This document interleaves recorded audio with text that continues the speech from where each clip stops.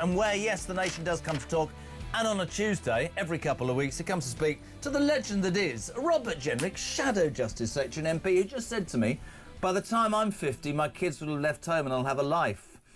By the time I'm 60 and I've got a 2-year-old. He said to me, Christian, earlier, that's why the birth rate's dropped, because you've stopped procreating, Kyle. No, you're doing your bit for the demographics of this country. Also, let's get this out of the way. Robert Jenrick, serious politician, but a Wolves fan.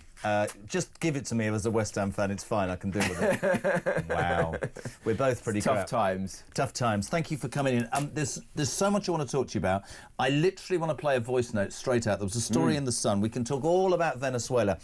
We've concentrated this morning on Crowborough in East Sussex, the town, the village, whatever you call it, that is about to house 600 illegal migrants. OK, you know this story. They've moved the cadets who have trained there for years out and gone, we're bringing all these people in. Now, this isn't far-right thuggery. Local residents, women concerned and fathers concerned about the safety of their daughters have taken to the streets and are saying this is unfair. Overnight, The Sun discovers that thousands of pounds, Robert, tens of thousands of pounds has been spent on upgrading all CCTV cameras in the village, which for me says they're expecting trouble. This is Brian talking about it. Morning, Brian. Good morning, Jezza. It's about the people of Crowborough. Now, I've looked it up, and they are a Conservative safe seat, and their second favourites are the Liberal Democrats. So I find it's a bit ridiculous for the people of Crowborough to be moaning about immigration turning up when they've been voting for it as long as, you know, for the last 20 years. Now, what really pees me off is the people of Crowborough, they didn't do nothing when people were, you know, in the tens of thousands, hundreds of thousands and millions were arriving in places like my constituency, which is a Labour constituency. They kept stum because they thought it wouldn't happen to them. Then it turns up on their doorstep and now they start moaning. People should have more responsibility when they vote. Cheers, mate. That's an interesting start, Robert Jenrick, but he's not wrong, is he? Well, I think the British people have been voting consistently, election after election after election, and in the referendum back in the day, for an end to mass migration. And yet what's happened? Government after government of all political colours have ignored them. In fact, sometimes they've stuck two fingers up to the public, and I include the last Conservative government in that. It was elected in 2019, very clear promise to bring down migration. What happened? It went through the roof, and that was an absolute disgrace. I'm the first to say it. What's got to happen now is we've got to stop the small boats from coming in the first place. We can't have thousands and thousands of people crossing into our country, people we know absolutely nothing about. And there is a very clear link between the numbers of people coming across, these young men who are, you know, of fighting age from countries with very, very different attitudes towards women and girls to those of our own country, and crime, in particular sexual crime against women and girls. And not so long ago, you were shouted down for saying that. I said at the beginning of last year that we were importing people with medieval attitudes towards women into the country, and I was told that that was a racist thing to say.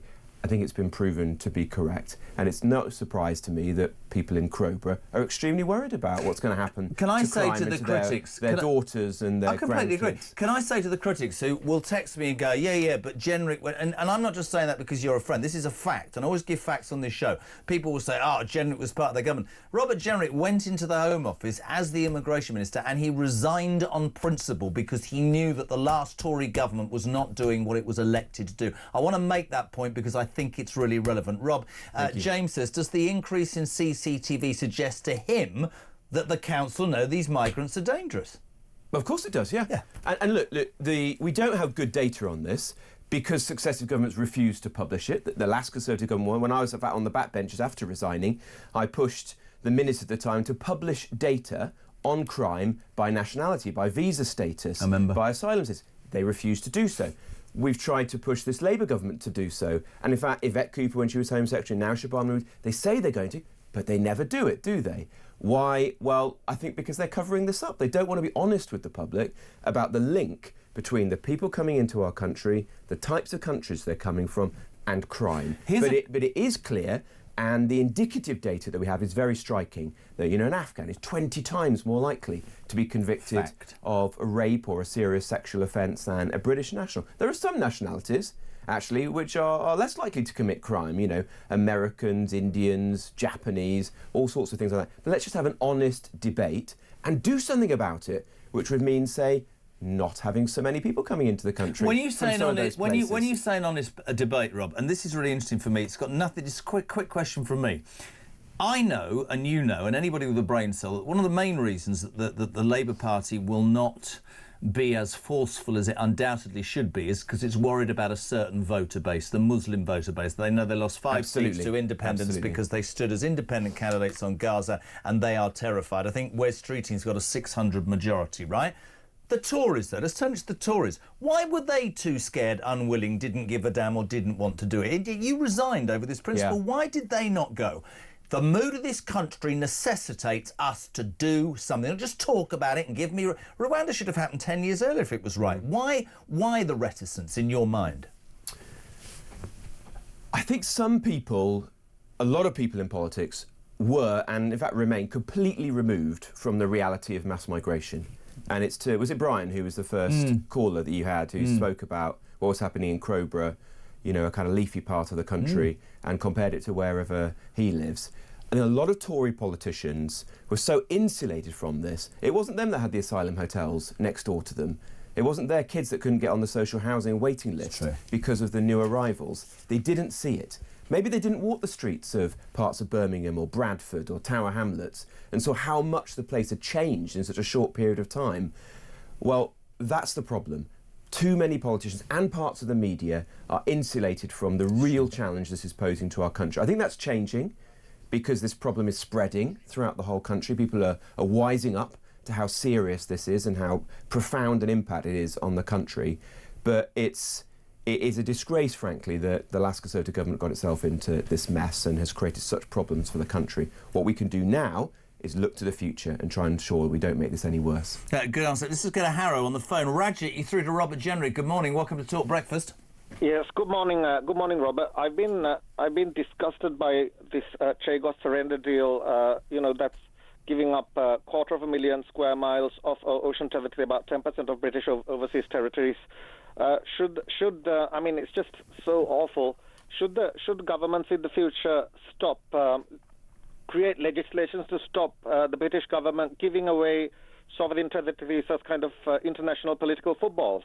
Yeah, look, absolutely. This is a total and utter disgrace. What's happening here is sovereign British territory that has been ours for hundreds of years is being handed away to Mauritius, which is an ally of China. We're compromising an incredibly important strategic military base. Why?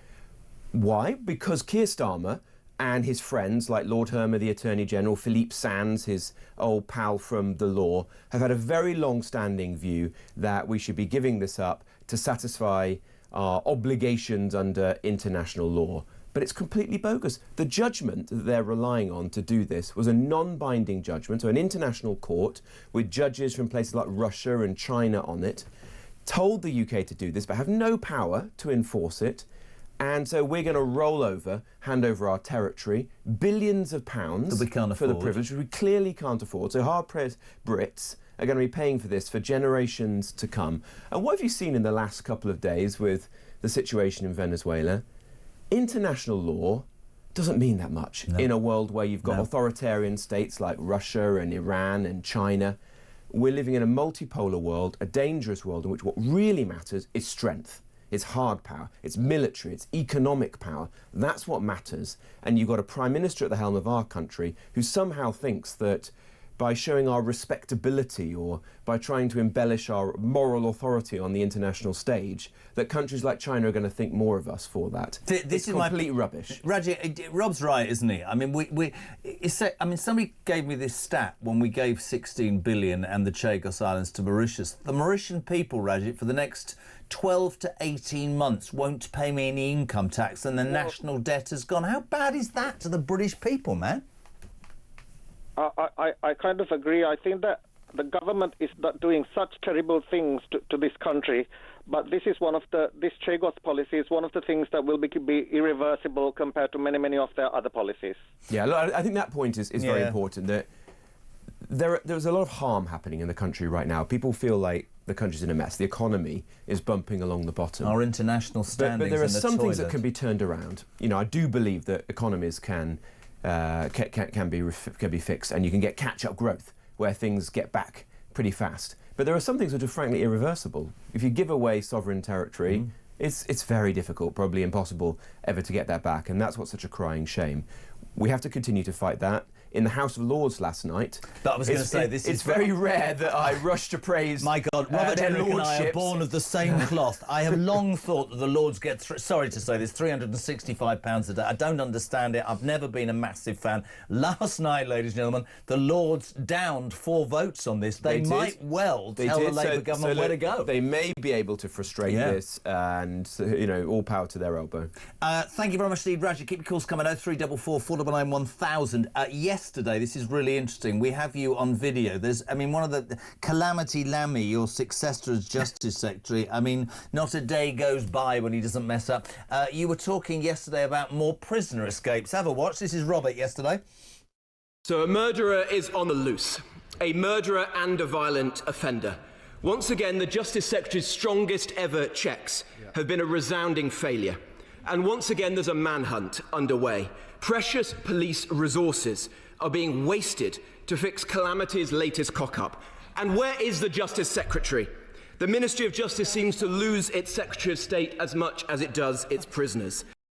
A bit of background. A murderer who absconded from jail on New Year's Day has a long history of violence, including towards prison staff, and has just got out. What does this say about our entire prison justice? The whole thing's a mess like so much else. Well, it's a total shambles. You know, a prisoner is being accidentally released pretty much every other day now. How? And the most astonishing thing about this one is he's a murderer. The police put out a statement saying that he's a dangerous man and shouldn't be approached if you come across him. Why was he in an open prison then? If he's so dangerous, why was he able to just walk out the door? I mean, it's astonishing. It's more than astonishing. The Ministry of Justice and the Parole Board, who came to this decision to take him out of a proper prison and put him into, you know, an open prison where he could just walk the streets of the local community, have got really serious questions to answer. Sometimes I feel sorry for you because, of course, however much you try and look to the future, you'll always get slaughtered for the past. Bill's in Manchester. He said, very straight question to Robert Jenrick. Why did your Conservative government also attempt to bring back the British Egyptian activist Alaa Abd El Fattah? Background, Starmer has told the BBC he regrets welcoming this guy following the emergence of those old media posts that were sort of what kill Zionists, basically. The Tory party also called for this guy to be returned. Bill in Manchester, I think a relevant question. Well, it was worse than that. The last Conservative government gave him citizenship, which is the root of the whole problem. Look, I was one of the first to call this out over Christmas, and it took me about 15 minutes to look through his social media and find the appalling things he said, the anti-Semitism, the Holocaust denial, the anti-British, anti-white racism that he was spewing from social media. This man should never have got citizenship in the first place, and it beggars belief that British Prime Ministers and Foreign Secretaries were going to Egypt and trying to secure this man's release and safe passage to the UK, as if this is a priority for the UK. I went to Egypt in the autumn of 2023 as Immigration Minister to meet the Interior Minister and the Defence Minister there, trying to get them to take back the foreign criminals that were in our jails and the people who are coming across on small boats who were Egyptian nationals, and begin the negotiation on that. And I was told by some of our diplomats out there that this was important, but they didn't have very much capacity. They were trying to work on a lot of other things. I was like, well, with hindsight, did they really think that this was more important than tackling illegal migration? How did you last as long as you did in that Well, I wonder that sometimes. But look, I think some of our diplomats and the Foreign Office have lost touch with what are the actual priorities of the British people. If you're in Egypt as a diplomat, what do the British people care about? Well, they care about security, because there's terrorists there. They care about illegal migration. They don't want any Egyptians crossing over to the UK on small boats. And they probably care about trade and a bit of tourism. They're not interested in all this other, frankly, BS. We should not be bringing people like this into the country. He's here now. The most important thing is we use the powers that we have to revoke his citizenship, which we can do that. You've seen with Shamima Begum that the court in our own country will uphold decisions by Home Secretaries to do that, and then he should be deported. back to Egypt, or frankly anywhere else. I don't care. I don't want this man walking the streets of our country, enjoying all the privileges of living in the UK, when he clearly hates our country. Absolutely hates. 9:20. Robert Jenrick is here. It's Ring Rob. We've got calls, we've got texts, we've got emails. Take 3, Mr. Jenrick. We'll be back.